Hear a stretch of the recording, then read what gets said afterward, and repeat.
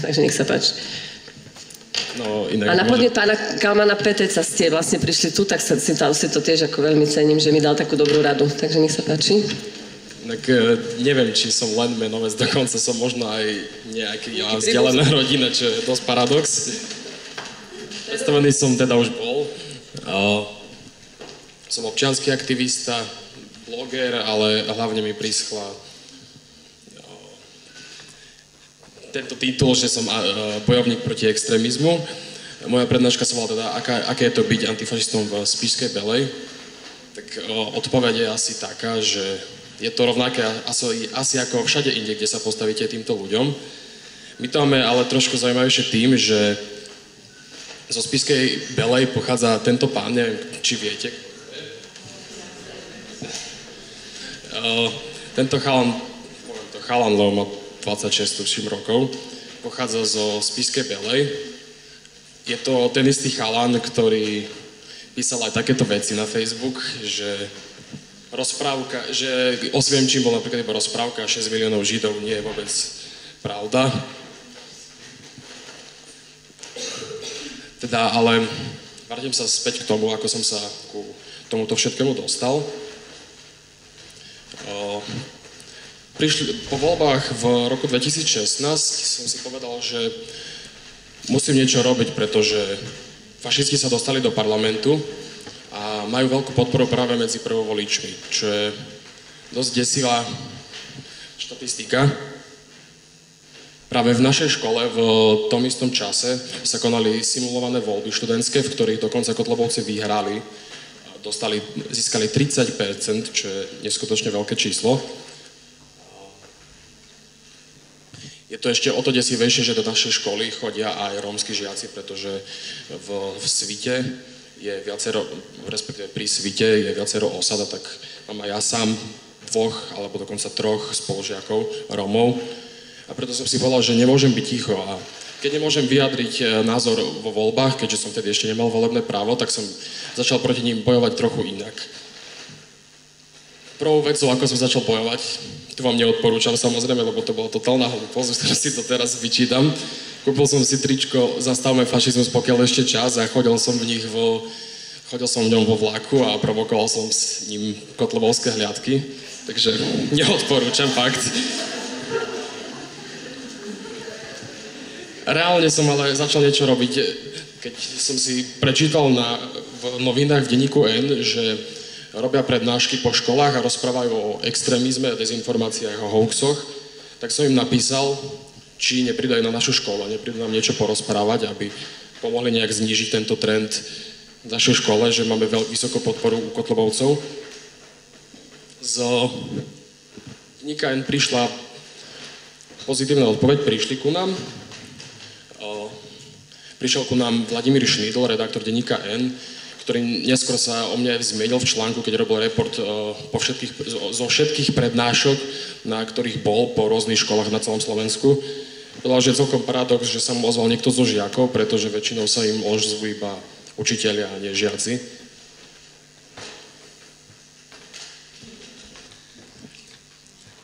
Potom ale prišla istá odmlka, mal som prázdniny, tak som nerobil samozrejme prednášky vo škole a voľný čas, prišli prázdniny, voľný čas som trávil rôzne aj čítaním Facebooku, scrollovaním Facebooku a natrafil som tam na tento blog, neviem, či poznáte pána Benčíka. Už je to dôchodca, ktorý odhaluje fašistov na internete a v jednom vo svojich článkov písal o chalaňovi z týchto známych kotlebovských hliadok a ako vždy to bola klasika, písal o ňom ako o človekovi, ktorý miluje tvrdé drogy a zbranie a zdieľa nacistické symboly. Ale to už je pri týchto ľuďoch väčšinou klasika. Zaujalo ma ale to, že tento chalan je zo Spišskej Belej tiež, tak som to zdieľal na Facebook.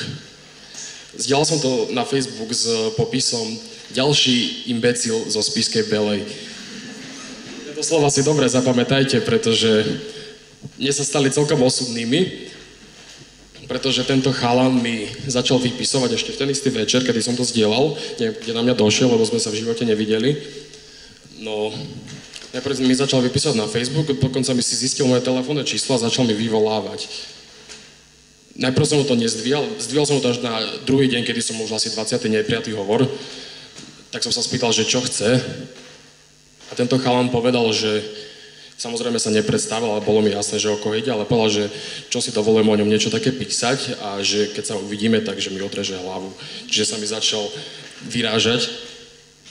Preto som išiel automaticky na políciu a podal som trestné oznámenie na tohto chalania. Z tejto polície mám taký nepríjemný zážitok, že reakcia na moju výpoveď bola taká, že mám 17 rokov a čo ja takéto veci vôbec riešim, že ja mám riešiť úplne iné veci v 17 rokoch a nie nejakú takúto politiku. A predbehnem aj trošku čas. Od podania trestného oznámenia prešlo už viac ako rok, no polícia dodnes akože nič nevyšetrila. Takže asi toľko k tomu, prečo asi ľudia nedôverujú v políciu, vrátane mňa už. Zároveň som ale napísal znova Vladimirovi Šmidlovi, ktorý bol prednášaný na našej škole. A napísal som mu, čo sa mi stalo. A on povedal, že je to celkom zaujímavé a že by o tom chcel napísať článok. Do tohto článku som sa celkom ešte bál, pretože neviem, čo môžem čakať od človeka, ktorý je údajne drogovo závislý a prejavuje veľkú mieru agresivity. A mal som pocit, že kým to nebude v novinách, tak nebudem tak úplne v bezpečí. Mal som pravdu, a keď som sa vtedy bál a bol som iba uzavretý doma a s nikým sa nestretával, tak našťastie som sa nedozvedel až vtedy, že tento chalan ma sleduje, že dokonca čakal na mňa pred mojou bytovkou. Ďaká Bohu, že som to nevedel, lebo neviem, ako by som to potom zvládol ešte. Ale vyšiel teda článok, zbúral uhorkovú sezónu, na to som hrdý. A prišla obrovská miera podpory od známych či neznámych ľudí, ktorí povedali, že mi akokoľvek pomôžu. Zároveň objavili sa to články aj na známych dezinformačných weboch, ako na Zema Vega, Slobodnom vysielači, ja neviem kde všade. A bohužiaľ sa to tam objavilo, hovorím to preto, lebo toľko prezivov, koľko som dostal, tak to je veľmi, veľmi zle, lebo dozvedeli sa to moji kamoši a odvtedy som nebol Jano, ale ofinkár platený Sorošom a neviem čo všetko. Každopádne, tento môj prípad sa dostal aj do novinovej podoby. Dostal sa dokonca aj neskôr do televízie. A vtedy som si povedal, že ľudia ma počúvajú, aj keď dokonca nemám ešte ani volebné právo, no počúvajú ma a musím to nejak využiť a povedať ľuďom, čo sa stalo mne a vyjadrovať sa k týmto témam, pretože to nerobia ľudia, ktorí by to mali robiť. Preto som si najprv založil blog a rozhodol som sa v ňom rozberať rôzne aktuálne témy. Narazil som napríklad na tému, že v parlamente chcú navrhnúť, aby povinne navštevovali stredné školy koncentračné tábory. Chceli zrejme reagovať na to, že práve prvovoliči podporujú najviac asi Mariana Kotlebu. Ja som zo strednou školou taktiež koncentračný tábor v Osvienčime navštívil a dokonca po tretíkrát už na strednej škole a nemal som pocit, že toto by vyriešilo problém s extrémizmom, pretože žiaci si väčšinou, aspoň žiaci na odbornej škole si nevedeli spojiť to, čo sa dialo vtedy a to, čo sa deje dnes v parlamente, nevedeli si spojiť dnešných extrémistov s tými, ktorí vyvádzali toto počas druhej svetovej vojny. Napísal som teda tento blog a veľa ľudí so mnou súhlasilo. Potom som začal robiť aj niečo nebezpečnejšie.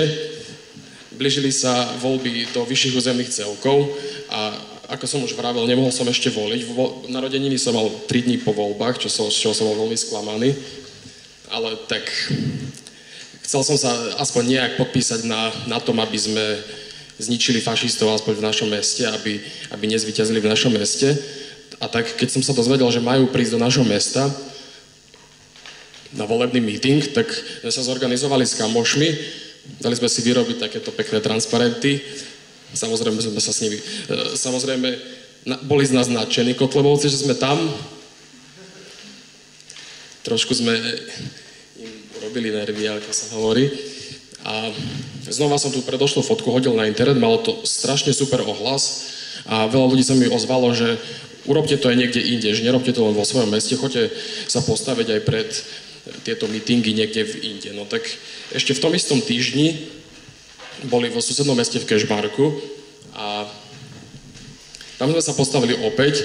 Tam to bolo o čosi drsnejšie, pretože už nás poznali z toho meetingu zo Spišskej Belej a po nejakej poznámke jeden pán od Kotlebovcov ma chcel fyzicky napadnúť. Našťastie ho druhý zadržal v tom, že mu asi došlo, že by to bol obrovský prúser pred voľbami. Mimochodom, tieto voľby tento pán kandidoval na primátora v meste Svit.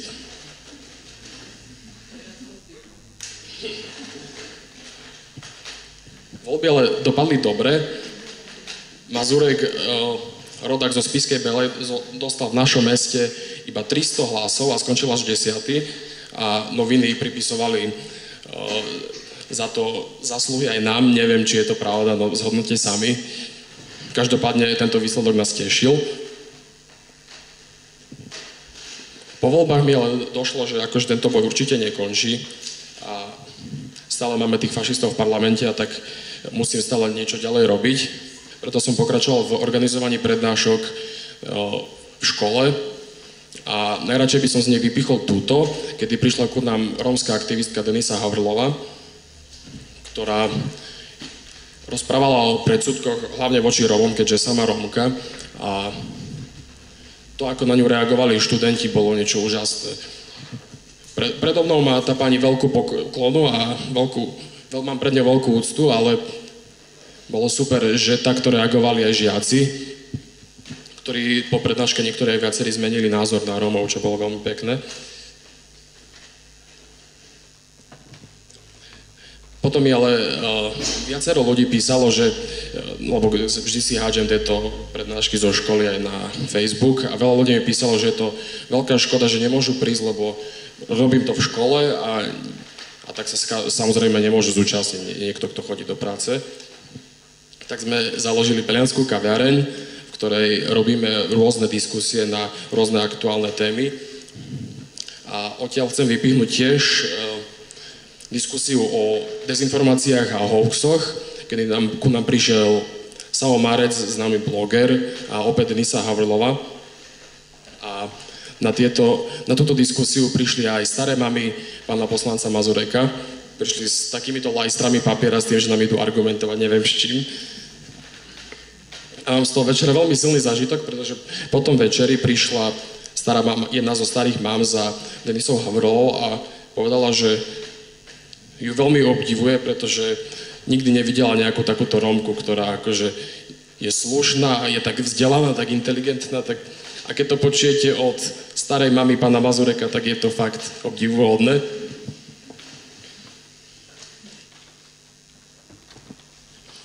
Toto sme robili minulý týždeň.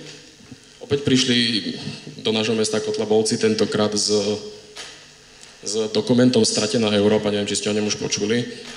Dali sa asi na filmovanie po dokumente Zabudnuté svedectvá začali robiť aj ďalší dokument, ktorý už aj stihli odpremietať. Opäť hovorí o tom, aké veľké zlo nás čaká, ak si necháme vpustiť do nášho krásneho Slovenska nejakých imigrantov. A bude to za chvíľku na internete, odporúčam to pozrieť, je to dosť hrozné. Ale mám stadiaľ to zase úžasný zážitok, kedy jeden z mojich kamarátov sa začal hádať s okresným predsedom LSNS a mal dosť vecné argumenty. A on po tom filme, ten okresný predseda, zašiel za mojim kamarátom a ponúkol mu, či nechce robiť asistenta poslanca niektorému z poslancov Národnej rady za LSNS. Ak viete vecne argumentovať a chcete robiť v Národnej rade, stačí sa s nimi pohádať a môžete s nimi robiť.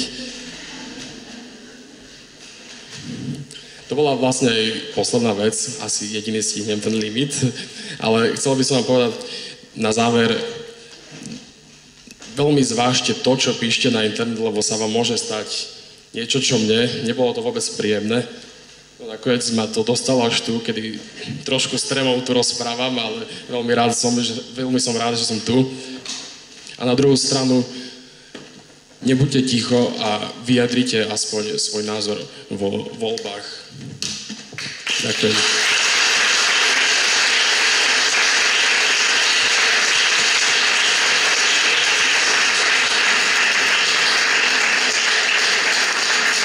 Všetkým prezentujúcim, že prijali naše pozvanie, lebo veď nemuseli, mohli mať svoje povinnosti, veď Janko sa musel pripraviť dnes na svoju prezentáciu. Ja poprosím Kalman, poď ku mne, aby som tu nebola taká sama. Pani slečna Alexandra, poďte takisto. A Janko, poďte si tu ku nám sadnúť. Ja zase len môžem povedať, že teda klobúk dole za to všetko, čo nám Janko prezentoval, čo teda stihol urobiť vo svojom živote mladom.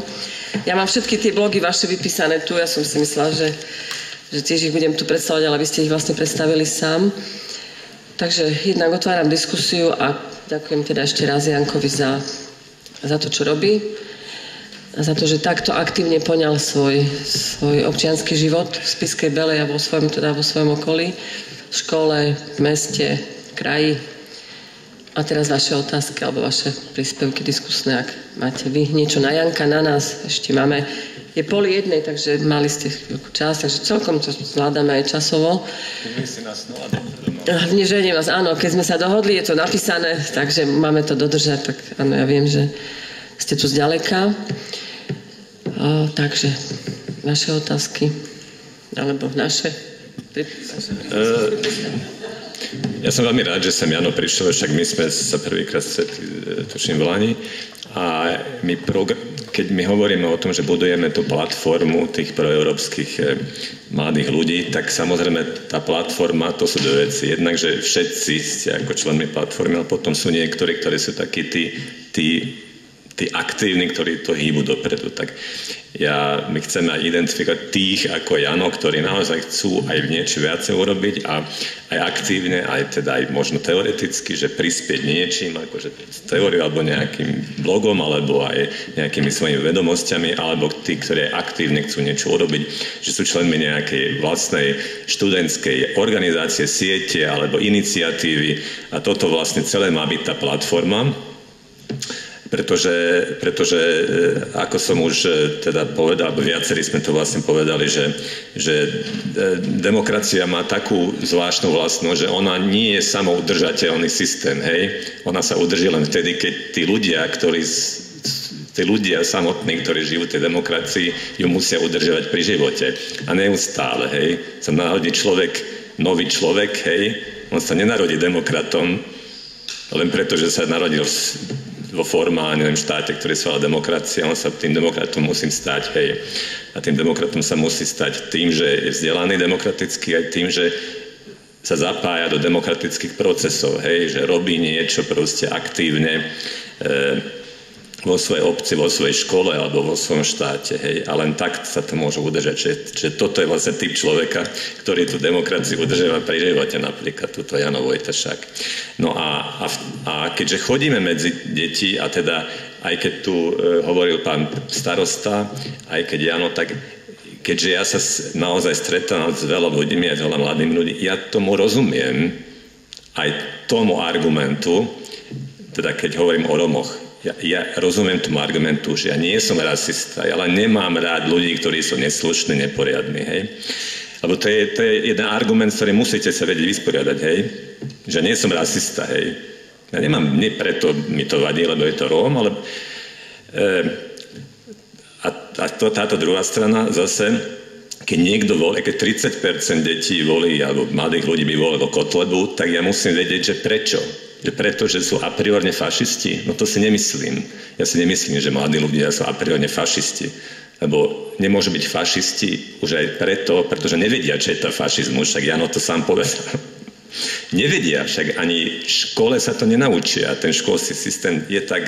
V škole sa to nenaučia, v rodine sa to nenaučia, lebo to je utlmené kolektívnou pamäťou. Čiže oni intuitívne proste ako idú za tým Kotlebom, lebo sa im niečo nepáči na súčasnom systéme, alebo niečo nepáčia sa im nedostatky. To je jedna vec. A druhá vec, že nevedia, že čo by vlastne mali pozitívneho chcieť.